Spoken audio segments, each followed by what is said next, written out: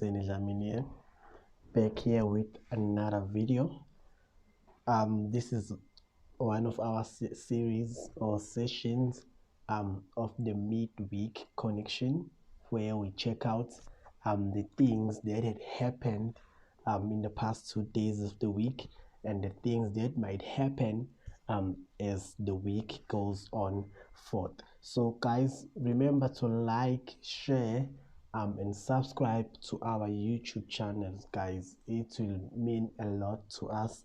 And also share to your colleagues, share to your friends, share to your family our YouTube channel, and also follow us on all our social media platforms. On Twitter there is at Stocks for Hope, and then on Facebook you can like our page there, also at Stocks for Hope. So soon we will have an Instagram page as well. So yeah guys, so remember that these videos are mainly for educational purposes, strictly educational purposes, not trading and investment advice. So people are liable for a portion or entire loss of their margin deposits, and people should not trade money they cannot afford to lose. You cannot trade money that you need to pay the rent next week. So on the cards here today, we do going to check out Bitcoin. We're going to look at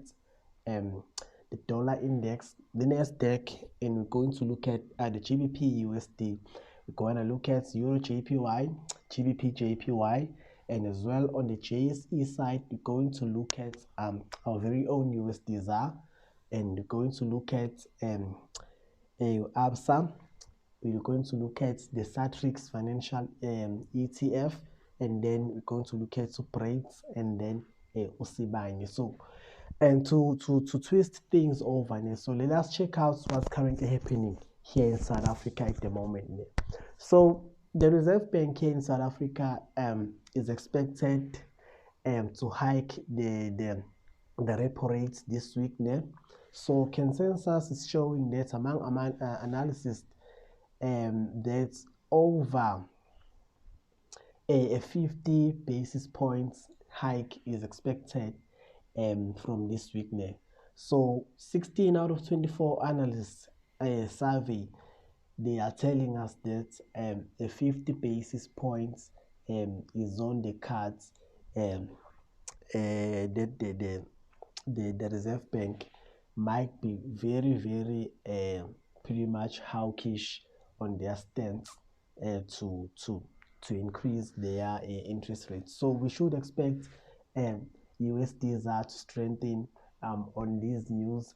But however, this news of increasing interest rates will spike up something else on the side, because we've seen that in June there might be another petrol hike that is currently being expected, that is on the way. So when petrol goes higher, things like cooking oil that we use daily, things like fuel, things like what is this? All other petroleum products, even Vaseline, all those things will initially try to go higher. So these are the price increases that are predicted, that the increase might have actually happen with. So some are saying that the increase can go as high as R3.50. As you can see, there's that they're showing us that the price increase in May can be as high as R1.98, but people are telling us that the petrol prices might go as high as R3.50. So if those petrol prices go to those levels, that will see us the price of Sasol actually trying to go higher, in line with what's happening globally with the crude oil prices, also in line with what's going to be happening with the petrol hike. So also another company that is also attached to these types of news is MTN as well. So MTN does most of their business there in the Middle East. So when it does it, most of our business in the Middle East and Nigeria, and we might actually see MTN maybe moving higher. So it is currently down this week 1.8%, but if it happens that petrol prices go higher and oil eventually goes higher, we will see those moves going higher. Another company that gets affected with this type of news is the new kid on the block, which is Affine Investments. This company, what does it do? We do not have much data on it, né? But this company, what does it do? It actually owns most of the petrol stations here in South Africa, from Caltex to other entities as well. So we do not have enough charting data on it, but you can actually check it out. A fine investment. So if we are moving from our side and go further and look at what's happening on the international news, so Bitcoin has been the story for this year, so I'm still pretty much not convinced that Bitcoin is going to go up anytime soon, as this data is telling us that in the past 24 hours we are seeing that over 50% of people in major exchanges are still pretty much bearish on Bitcoin. So major exchanges like Binance, over 50 people are bearish on it. OKEX, still they are bearish, and Bitfinex, people are still bearish. Bybits, people are still pretty much bearish. The Kraken, okay, some are bullish on the Kraken exchange, but as you can see, the overall data here is telling us that most exchanges, the large Bitcoin exchanges in the world, people are still pretty much bearish. Also in line with the data that we are seeing on the charts, that Bitcoin is still pretty much going to the downside, because on the previous video we did explain that it might move a little bit higher, but after moving a little bit higher it might be rejected at this level right here, and then Bitcoin will start moving lower. So we are seeing that Bitcoin now is trading at about the $29,892 level. So we might actually see Bitcoin actually moving from here, coming to retest the 25,000 level that it previously tested sometime around the 12th of May. So if we are moving from Bitcoin and looking at the dollar index, which is the DXY.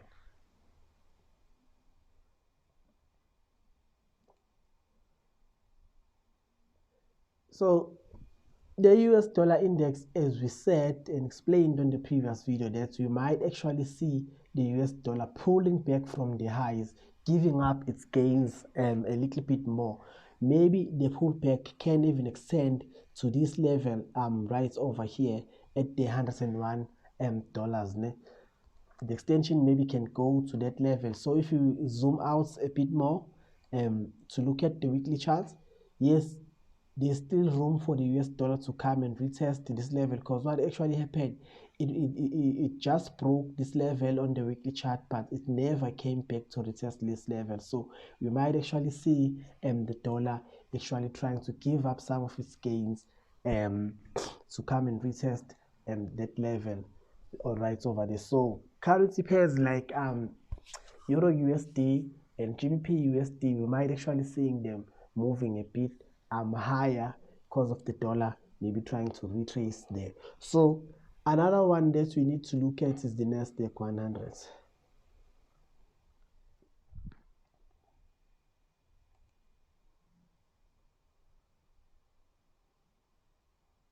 Okay, so our previous analysis on the Nasdaq, what did we say? We said on the Nasdaq that we might actually see a recovery here on the Nasdaq, and that recovery has played out almost exactly as we said it would play out. So we did analysis on the 4-hour chart. So as you can see, that's on the 1 hour, on the daily charts. it is moving in that level, that's in those levels that we anticipated that it would do. So we said it would move higher, pull back. So this was the high move, and the pullback actually happened. So now we are trading at this zone, which is the 12,519, 12,530 level. So that's a huge zone that is right here. So perhaps maybe markets can pull back and move lower from here, or they can still extend and move a bit higher, depending on what Jerome Powell will say on his speech on Thursday the 19th, after the monetary policy here in South Africa.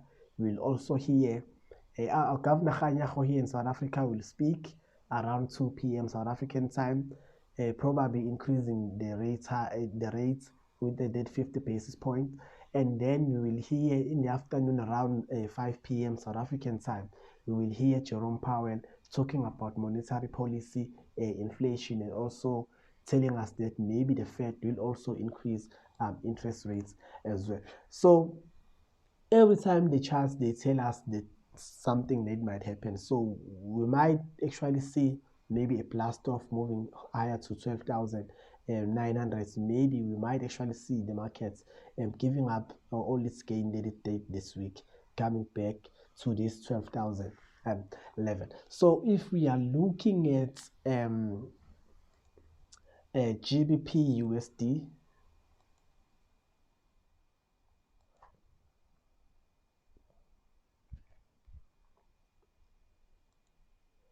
so the story of cable here, GBPUSD, as we said, that it will go higher, pull back, and then shoot up. So this is what exactly happened on GBPUSD. This was the level, and you blasted off to the next zone. So what's going to happen, as we said, that maybe the dollar will give up most of its gains. So we might actually see GBPUSD moving to the 1.2627 level. So I'm not saying it will happen, but the structure maybe still supports that cable will go higher. So if we're looking at EURJPY,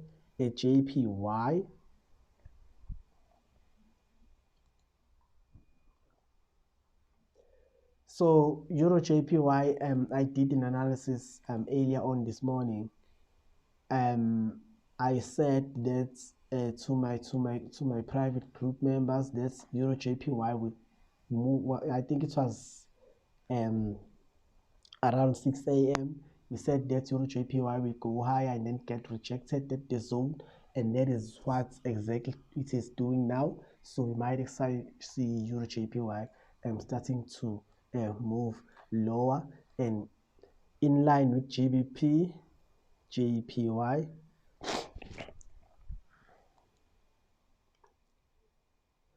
So also GBPJPY is telling us that yes, there is a possible move to the downside, that it might actually occur, that it might start trading from here down to this level that is right here. So this roughly about 200 points there that we might actually see there on what GBPJPY and also on what EURJPY. So those two pairs, we might actually see some major moves on them both.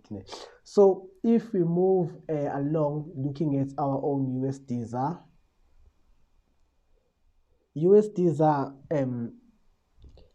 to be honest, most people, they trade USDZAR with their hearts. Why am I saying they trade USDZAR with their hearts? Because they tend to be emotional with what's happening in our country, and then try to base that thing and try to take it out on USDZAR. So USDZAR is a currency pair. As much as it's our own currency pair, but we have to know that the people that are investing, they really actually do not care what's happening to us as people of South Africa. The only thing that they want to do They want to make money. So on our previous video, we did say that USDZAR was trading on the zone. So we might actually see a pullback on USDZAR. So in line with what the dollar is going to do, it might start pulling back lower. So the dollar might start pulling back lower. So that's giving USDZAR a strength. It's giving the ZAR an opportunity to strengthen.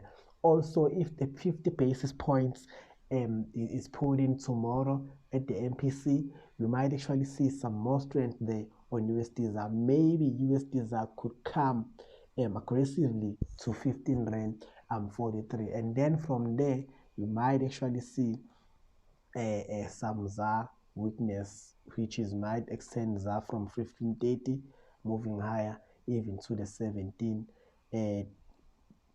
rand 50 level. So those are harsh news, guys, but apparently the world is really changing now. So the world is not the same as it was 2 or 3 years ago. So if we're looking at an ABSA,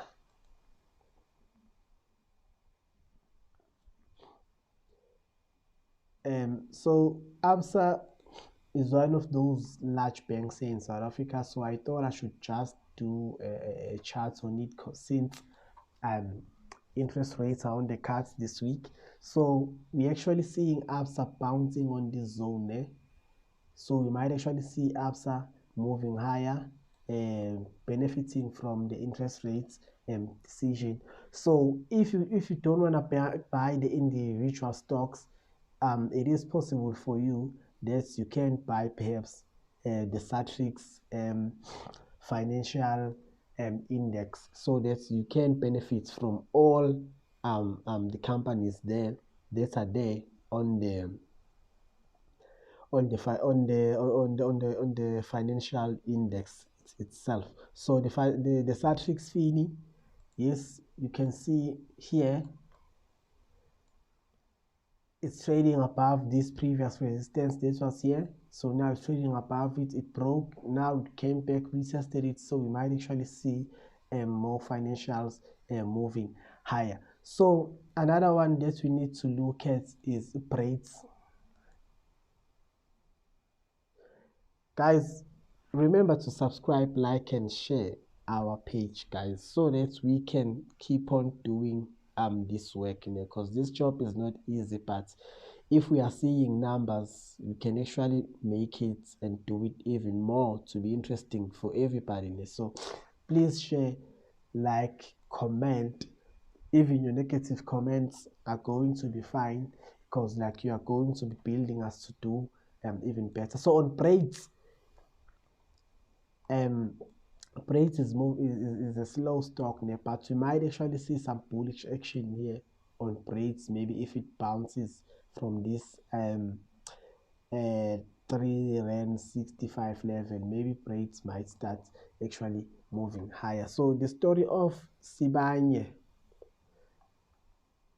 I think I wanted to talk about SIBANYE. Yes, SIBANYE was the last one. Let's talk about SIBANYE. So the story of SIBANYE, on a technical perspective, this zone where it's trading at currently should be a zone where it could be bouncing and starting to move higher. But since we do not know all the fundamentals of what's going there at SSW, perhaps this zone could be breached, and then we might actually see SIBANYE moving lower to test the 30 rand level right here. So we might actually see something like this on SIBANYE. You might actually see SIBANYE moving higher like this, and then after it moves higher like this, we might actually see some rejection somewhere around here, and then some more bearish action on SIBANYE moving down to this low. But for now, let us stay positive and say that maybe SIBANYE will move higher from here. But this was another scenario that was just explaining. So guys, I hope you're going to enjoy this video and learn Also remember to like, share and subscribe on our pages, all our social media platforms, guys. It will mean a lot. You can personally follow me on my Twitter handle, it's more Dlamini. On Facebook, I hardly do interactions with my personal accounts for other reasons, but I only talk about stocks and currencies on my Twitter handle, so you can follow me there.